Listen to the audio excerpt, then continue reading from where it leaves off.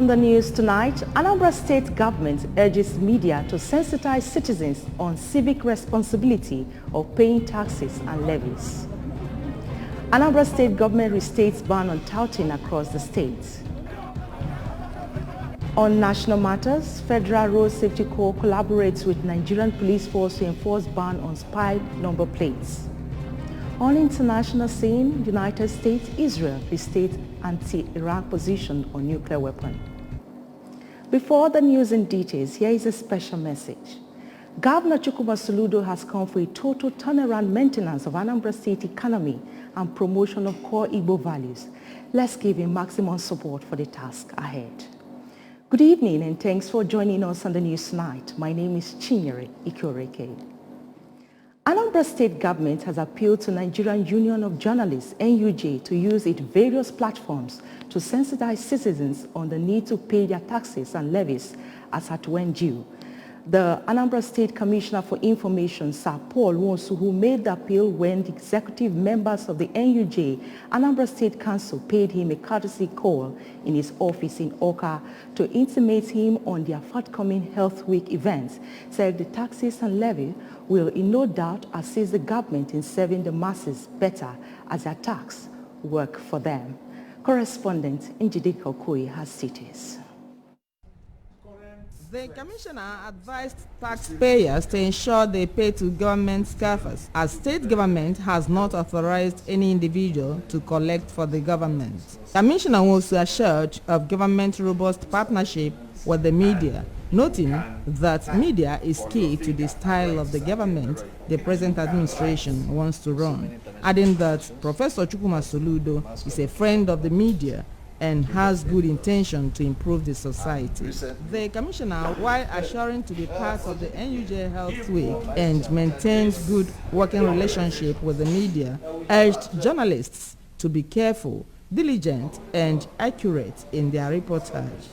When you begin to talk about change, know fully well that human being is resistant to change. Yes. It can actually be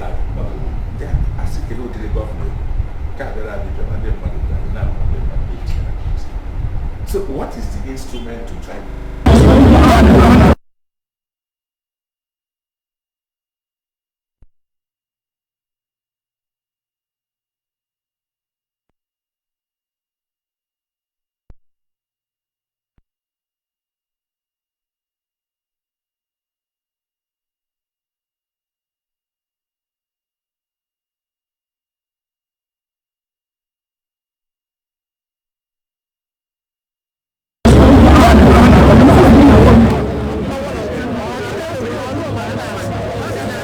According to Mr. Ezajuri, Governor Soludo-led administration, which is barely 4 months in office, is trying out measures to make life meaningful for the masses, including members of the Tricycle Riders Association.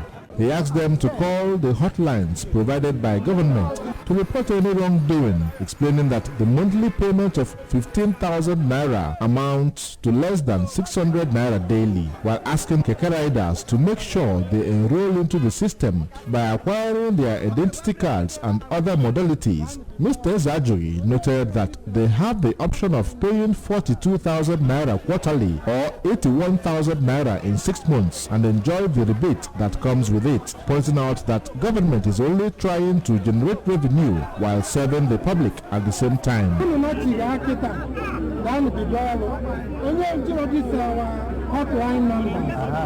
Make sure you wear the hotline number. Only them 900 naira when you so that you save your life. Yes,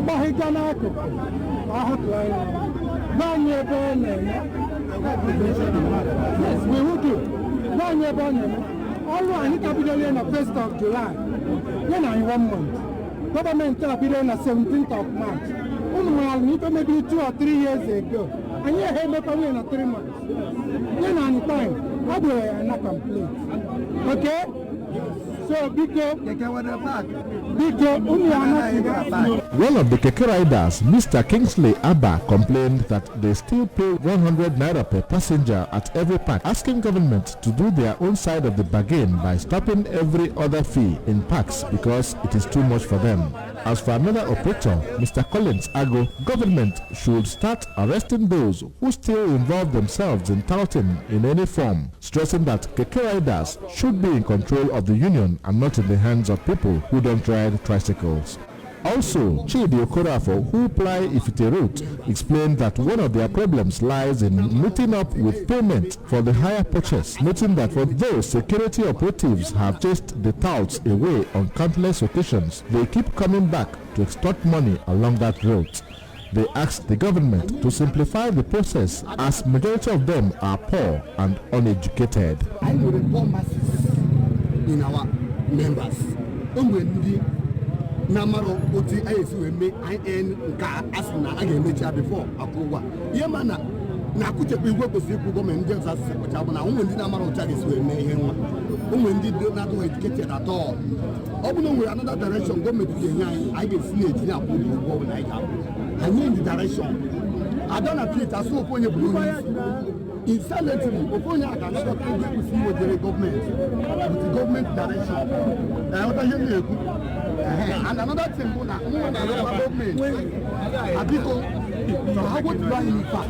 from the government house, Oka, Ejike Abana, ABS News. Anambra State House of Assembly Committee on Public Petition has assured of amicable resolution of the matter between the upgraded PTA teachers and the Ministry of Education. The committee gave the assurance during their meeting with the two groups held at the House of Assembly complex in Oka. House of Assembly correspondent Chukwemeka Modelemo now reports. About 1,000 upgraded PTA teachers in Anambra State had petitioned the Anambra State House of Assembly, alleging that their appointments were terminated after they had worked for 6 months without pay, and prayed the House to urge the executive arm of government to reinstate them. Consequently, the House directed its Committee on Public Petitions to look into their case and report back to them. In the meeting of the House Committee on Public Petitions with the upgraded PTA teachers and the key officials of the Ministry of Education, the Commissioner for Education, Professor Ngozi Chumude, explained that she does not have a record of the PTA teachers and insisted that the state government has not terminated their appointment. She disclosed that the teachers narrated their ordeal to her after the state government has instructed her to put in place processes for teachers' recruitment exercise. According to Professor Chumude, in her meeting with the teachers, she advised them to key into the recent teachers' recruitment exercise conducted by her ministry as a means of reassessing them. This, she further explained to them, was because the present administration wanted to have a brand of teachers that would move the schools in the state to meet the technological world, adding that they would be given leverages. The commissioner expressed disappointment that most of them who did not heed her advice went online insulting her and scandalizing the government, adding that those of them that participated in the recruitment exercise will come for the oral interview and join the system, while others who did not partake in the exercise will wait for the next assessment to join in the exercise. In their reaction, the PTA teachers, who spoke through their lawyer, Barrister Emeka Ebo, prayed the state government to consider those of them that are qualified in the recruitment of teachers, since they contributed immensely to the development of education. Corroborating their submission, one of the teachers, Mr. Uchenna Eze, apologized on behalf of the teachers for the public insult on the commissioner by some of their colleagues, assuring that such ugly trend would not repeat itself. In his remarks, the chairman of Anambra State House of Assembly Committee on Public Petitions, Honorable Emeka Afoka, said the committee will invite key officials of Anambra State Universal Basic Education Board and the Post-Primary School Service Commission, as well as the immediate past Commissioner for Education, to ascertain why there is no record of the recruitment of the teachers in the Ministry of Education, since they were the people that gave them employment letters. From the State House of Assembly, Chukwuemeka Modelem, ABS News. The chairman of Anambra State Physical Planning Board, Mr. Chike Maduekwe, has disassociated himself and his office from an allegation of misconduct and undue request for inducement from an Onitsha-based lawyer, Mr. Harold Ekwereku. Correspondent Ejike Abana reports that Mr. Maduekwe spoke during a press briefing at the board headquarters in Amawbia.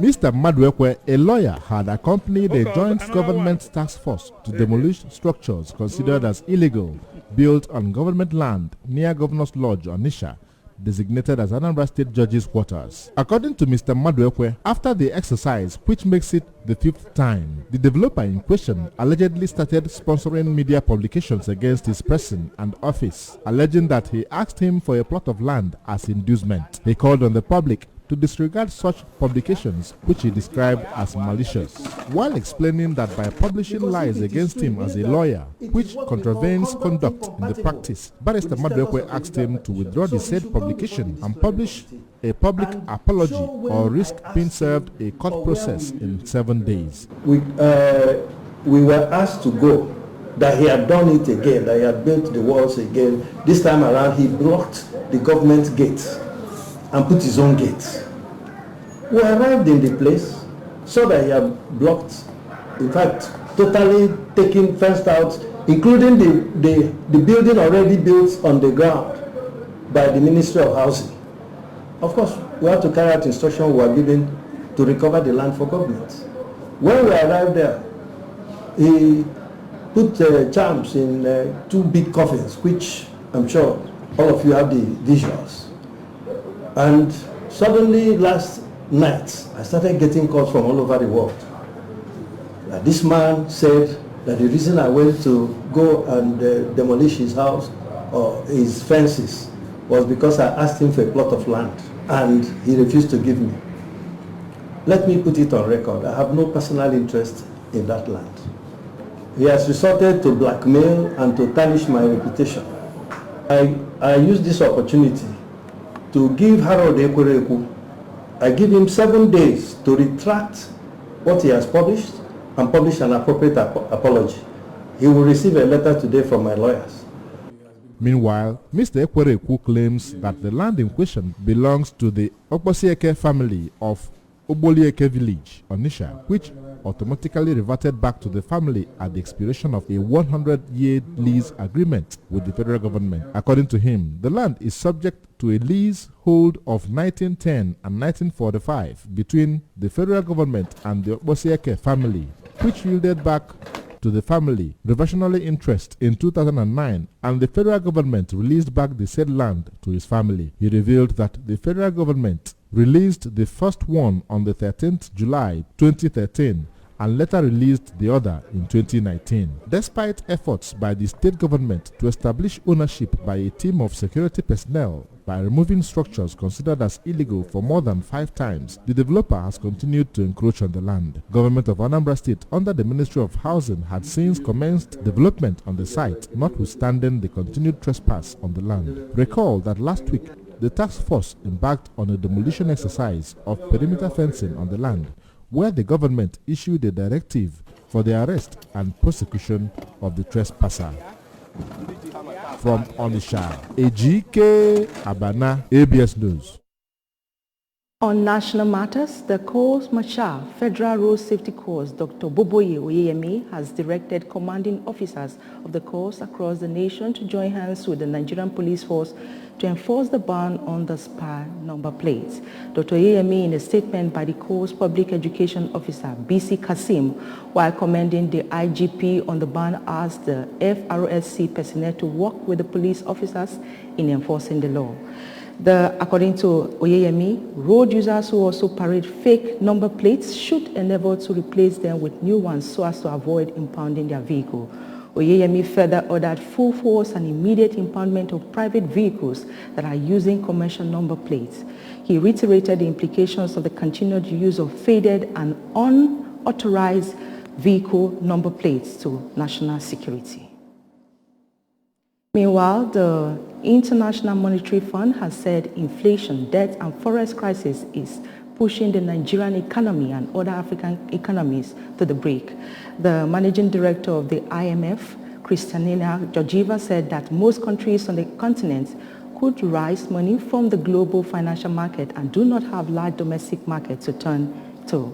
According to MD of the Washington-based lender, the human and economic impact of the war in Ukraine has worsened the commodity price shock and is an increase in cost of living, leading to a crisis for hundreds of millions of people. She said inflation is now higher than expected and has broadened beyond food and energy prices, which has prompted major central banks to announce further monetary tightening. She disclosed that the fund would upgrade its global growth projection for both 2022 and 2023 in its World Economic Outlook update later this month. She explained that it is going to be a tougher 2022 and the possibility of a tougher 2023 is quickly materializing. On the foreign scene, United States President Joe Biden and Israeli Prime Minister Yair Lapid has reiterated their anti-Iraq position in joint declaration committing to prevent Tehran from acquiring nuclear weapons.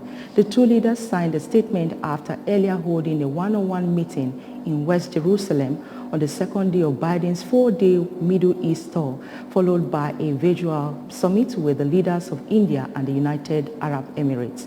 The statement says that the U.S. will use all elements of national powers available to it to deny Iran the ability to arm itself with nuclear weapons. The joint declaration also includes a pledge by Washington to continue U.S. military aid to Israel. However, the declaration is relatively symbolic and more of a reaffirmation of the U.S. and Israel's position to Iran's nuclear ambition. In sport, 9-time African champions Nigeria and the United States women's national team are expected to play an international friendly in September. The Nigerian Football Federation, which made this known, said the friendly would be a two-match tour. Both teams presently competing in their respective continental tournaments are expected to clash out at the Children's Mercy Park in Kansas City, Kansas on September 10 and the Alder Field in Washington on September 6. The match in Kansas City will see Vlatko Adovsky, appointed coach of USWNT at the end of 2019, return to his home area for the second time. It is the sixth time that the USWNT will be playing at the Children's Mercy Park, but it is their first time at the Alder Field, though they have played 10 times previously in Washington, all at the RFK Stadium. Adovsky expressed excitement to send out his girls against the Super Falcons. Nigeria's Falcons are also coached by American longtime college coach Randy Wardrum, who is aiming for a FIFA Women's World Cup ticket and first-time African title with Nigeria in Morocco. Remember that you can follow news and programs on ABS from any part of the world by liking our Facebook page at ABS Radio Television. Subscribe to our YouTube at youtube.com/ABS Television Oka. Follow us on Instagram at ABS Radio TV. You can also log on to our website at www.absradiotv.com. The main news again. Anambra State government has urged media to sensitize citizens on civic responsibility of paying taxes and levies. Anambra State government has restated ban on touting across the state. On national matters, Federal Road Safety Corps is collaborating with Nigerian Police Force to enforce ban on spy number plates. On the foreign scene, United States, Israel has restricted anti-Iran position on nuclear weapon. Here is a special message. Governor Chukwuma Soludo has called for a total turnaround maintenance of Anambra State economy and promotion of core Igbo values. Let's give him maximum support for the task ahead. Thanks for being there. My name is Chinyere Ikioreke. Good night.